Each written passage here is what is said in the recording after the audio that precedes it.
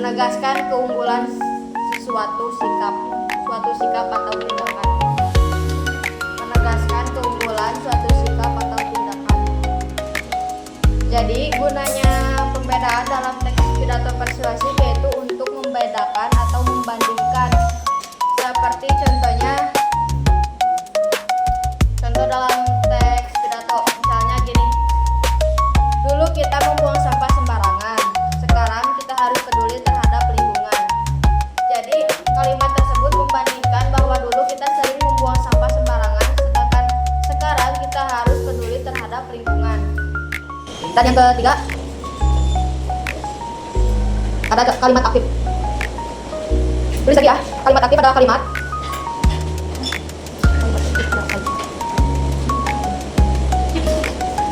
yang subjeknya melakukan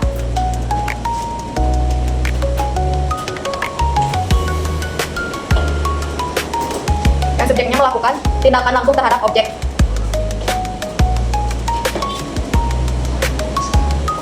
Fungsi kalimat aktif dalam pidato yaitu untuk memberi kesan bahwa pembicara mengajak langsung pada audiens atau mendorong tindakannya secara nyata dan lebih energik serta komunikatif. Contoh kalimat aktif dalam teks pidato misalnya seperti ini. Kita harus menjaga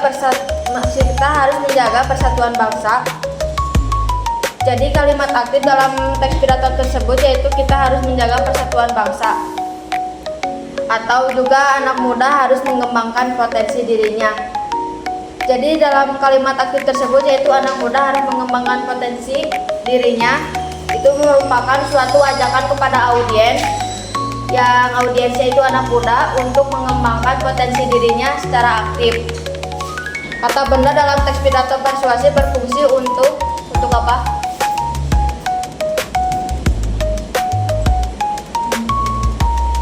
Tadi nulis gak? Apa fungsi dari kata benda dalam teks pidato persuasif? Untuk menyampaikan gagasan secara konkret. Kalau fungsi dari pembedaan,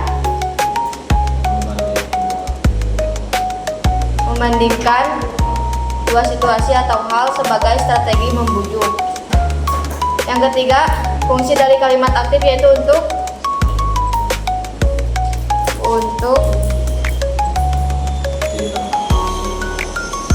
mengajak audiens secara langsung untuk membuat isi pidato secara langsung dan membuat isi pidato lebih tegas serta persuasif.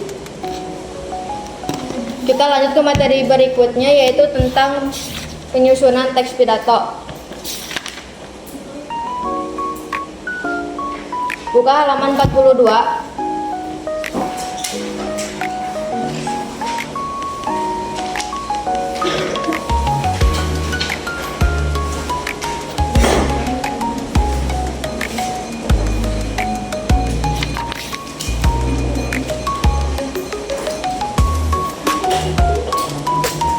Tolong bantu baca yang atas yang dari C, menulis teks pidato persuasif. Dibaca sama ujung Repa.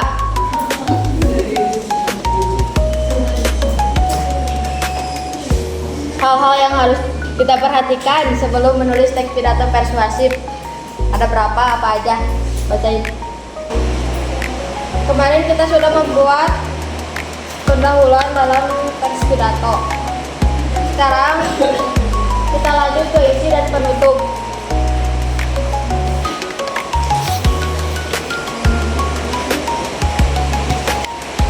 Ini kertas yang kemarin aku bagiin lagi ya. Lanjutkan isi sama penutupnya.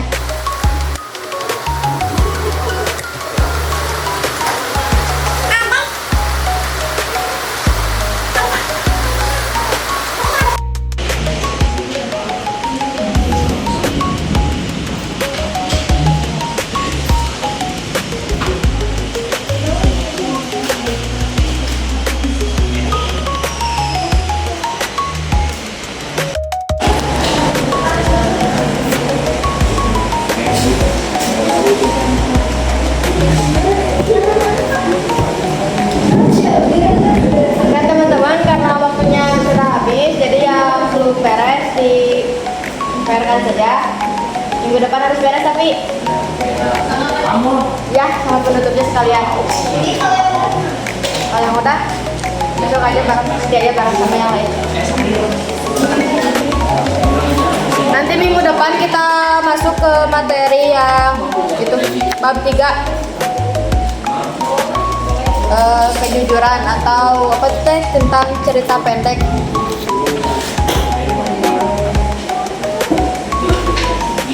Kalau para Pak Fahmi, barangkali ada yang disampaikan? Silakan.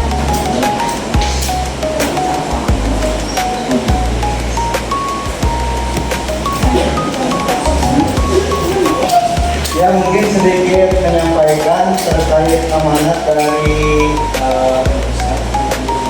Jaya ya atau dari madrasah, bahwasanya di setiap minggu itu ada apa tema-tema tertentu ya, ada tema-tema tertentu yang setiap satu itu harus menyampaikan ya. Nah, untuk tema kali ini atau di minggu ini itu berkaitan dengan berbuat baik kepada orang tua. Nah, mungkin nanti bisa mungkin ya teh ditambahkan ini tentang pidato ya. Iya. Nah, mungkin nanti ada kalau misalkan ini boleh tambahkan praktek pidato mungkin itu berkaitan atau temanya mungkin dengan berbuat baik kepada orang tua. Bisa tidak? Bisa? Ya nanti lah itu ya. Kalau misalkan sudah kayak pendahuluan pidato, mungkin temanya bukan tentang Oh boleh, nggak apa-apa. Nggak apa-apa. Yang itu dulu aja. Ya. Jangan sampai itu dulu.